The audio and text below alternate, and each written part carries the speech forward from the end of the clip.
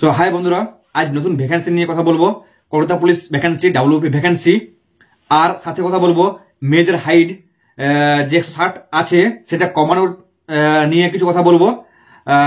খুব গুরুত্বপূর্ণ, কিন্তু যাদের হাইট কম আছে, মেয়েদের হাইট, যারা হয়তো হাইটে বাদ হয়ে গেছো, আমার গ্রুপে অনেকে ছিলে, তাদের জন্য খুব গুরুত্বপূর্ণ হচ্ছে যে ভিডিওটা। অনেক রাজ্যে কিন্তু হাইট কম লাগে, যেমন আমি বলছি, যেমন ত্রিপুরা রাজ্যে লাগে 157, ত্রিপুরাতে লাগে 157, তারপরে আছে গুজরাট লাগে 156, তারপরে লাগে বিহার লাগে 155 মেয়েদের হাইট বলছি, তারপরে উত্তরপ্রদেশ লাগে 152। এরকম ভাবে আরো স্টেটে কম লাগে। আমাদের ওয়েস্টবেঙ্গল কিন্তু মেয়েদের হাইটটা 160, অনেক বেশি। সকলকে যারা ডাব্লিউপি কলকাতা পুলিশের জন্য অপেক্ষা করে আছো যে কবে ভ্যাকেন্সি আসবে না আসবে, সেগুলো জন্য আজ ভিডিওটা খুব গুরুত্বপূর্ণ। সকলকে রিকোয়েস্ট, যারা আমার সাবস্ক্রাইবার আছো তারা প্লিজ ভিডিওটা শেষ পর্যন্ত দেখো। অনেকগুলো গুরুত্বপূর্ণ কথা বলবো। যে মহামিছিল 18 জানুয়ারি, সেদিনের ব্যাপারে কিছু কথা বলবো, আর কবে ভ্যাকেন্সি আসছে না আসছে সেটাও কিন্তু কথা বলবো আমি। তো চলো ভিডিওটা শুরু করা যাক, বেশি না কথা বলে। প্রথমত আমি বলছি যে আমরা জানি সকলেই যে 18 তারিখে একটা মহামিছিল হতে চলেছে। যে মহামিছিলে কিন্তু 18 জানুয়ারি মহামিছিল হওয়ার কথা আছে। সেখানে কিন্তু অনেকেই যোগদান করবে। তো সেখানে দাবিগুলো আমাদের কি না, দাবি হচ্ছে যে বয়স, এসআই এর বয়স 28 থেকে 30 করতে হবে, ডাব্লিউপি কলকাতা পুলিশের সেকেন্ড লিস্ট বার করতে হবে, এমনকি যাদের হাইট, মেয়েদের হাইট 160 আছে তাদের হাইটটা কমিয়ে 157 করতে হবে। সেই দাবিগুলো কিন্তু আমরা পেশ করব। এটাই কিন্তু সুযোগ, এই সুযোগটা কিন্তু আর পাবে নাই।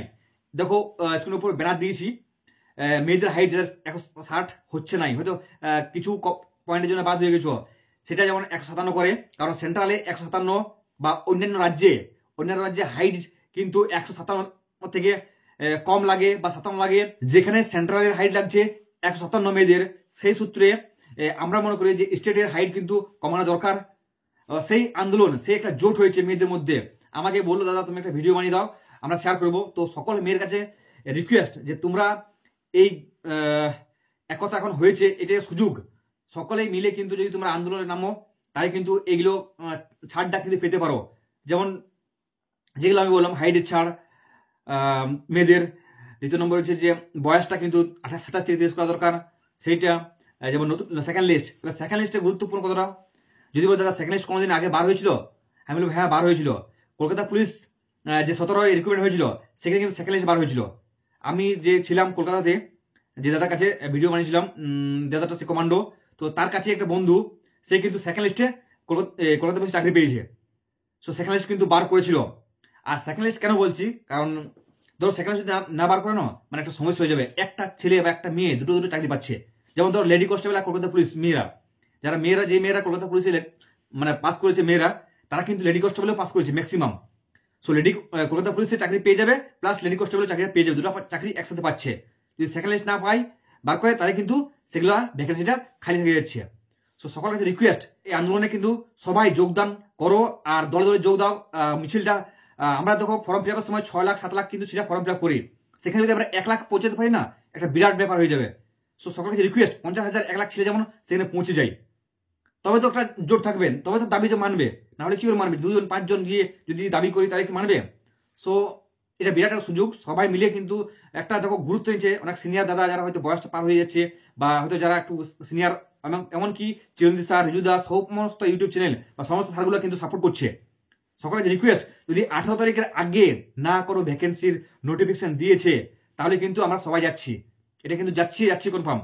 আর এখন সময় নোটিফিকেশন বেরোর আগেই কিন্তু আমরা যদি আন্দোলনটা 18 তারিখে যাই, তাহলে যদি 18 তারিখ পরীক্ষা কখনো ভ্যাকেন্সি বার হয়, তাহলে কিন্তু বয়সের ছাড়টা পাবে, প্লাস হাইটের ছাড়টা পাবে, সব কিন্তু পেতে পারো তোমরা, নাহলে কিন্তু পাবে না। এটাই সুযোগ। পিআরবি কেন এরকম করছে, নতুন ভ্যাকেন্সি কোনো একটা বার করছে না, কবে বার করবে ভ্যাকেন্সি? না আন্দোলন করলে কিন্তু ভ্যাকেন্সি বার করছে নাই। তো ভ্যাকেন্সিটা কিন্তু আমাদের দরকারই, নাহলে পড়া থাকছে নাই, মন মরা হয়ে থাকছি, খুবই সমস্যা একটা বুঝতে পারছো নিজেদেরও, যে কবে ভ্যাকেন্সি বার করবে। কখন থেকে বলছে নভেম্বর থেকে, নভেম্বর ডিসেম্বর জানুয়ারি হয়ে গেল, এখন কিন্তু কোনো ভ্যাকেন্সি আসছে নাই। সো 12,000 যে ভ্যাকেন্সি বলেছিল, 3,500 যে ভ্যাকেন্সি বলেছিল কলকাতা পুলিশের, সেগুলো কিন্তু বার হচ্ছে নাই।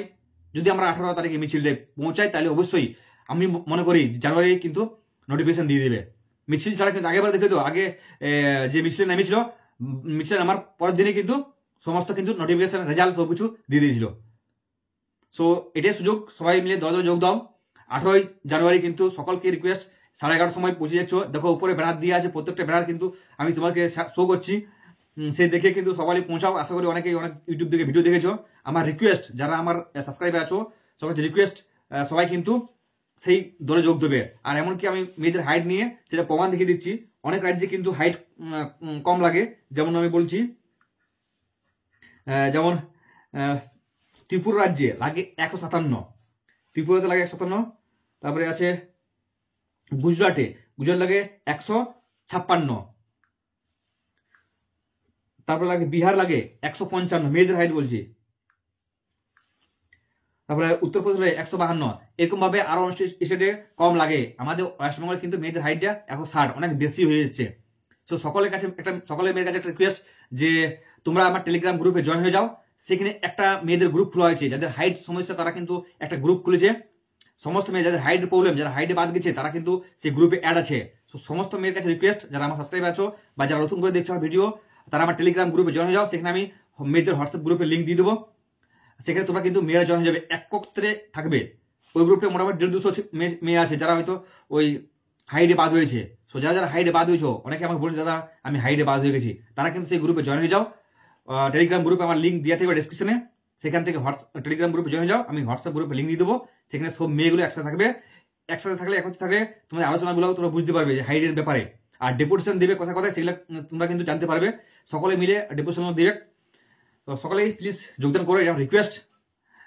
সাথে থাকবো সবাই সাথে আছি, চাপের কিছু নেই, ঠিক আছে।